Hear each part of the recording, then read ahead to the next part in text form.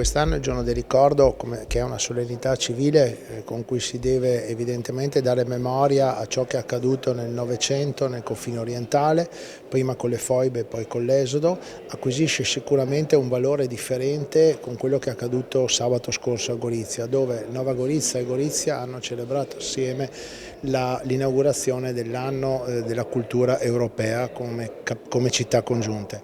È chiaramente un segnale dei tempi che cambiano dal punto di vista politico, di nazioni che hanno rapporti diversi. Questo evidentemente non può far venir meno la ricostruzione storica di una ideologia come quella portata da Tito fino a Trieste, che voleva arrivare addirittura fino al tagliamento, ma nel tentativo di non rimanere ancorati al passato, ma di storicizzarlo e di cercare di costruire un'Europa democratica all'interno dei valori dello Stato di diritto e della dignità dell'uomo. Prima di tutto, per ricordare bisogna conoscere. Gli italiani, grazie al giorno del ricordo, ormai da 20 anni hanno iniziato ad avere un diverso atteggiamento nei confronti di quello che accadde alla fine, durante e dopo il secondo conflitto mondiale.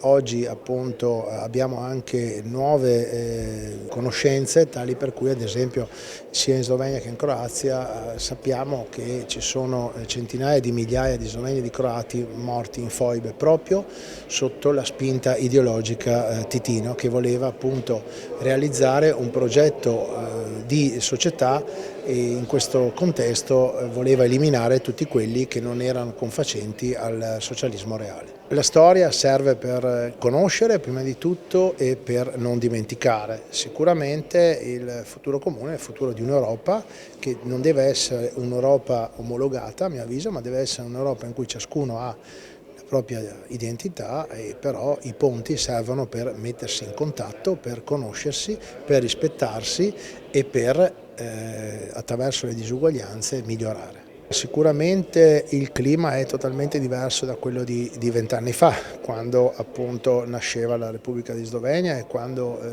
c'erano interlocutori diversi. È chiaro che il cambio delle generazioni favorisce e aiuta molto.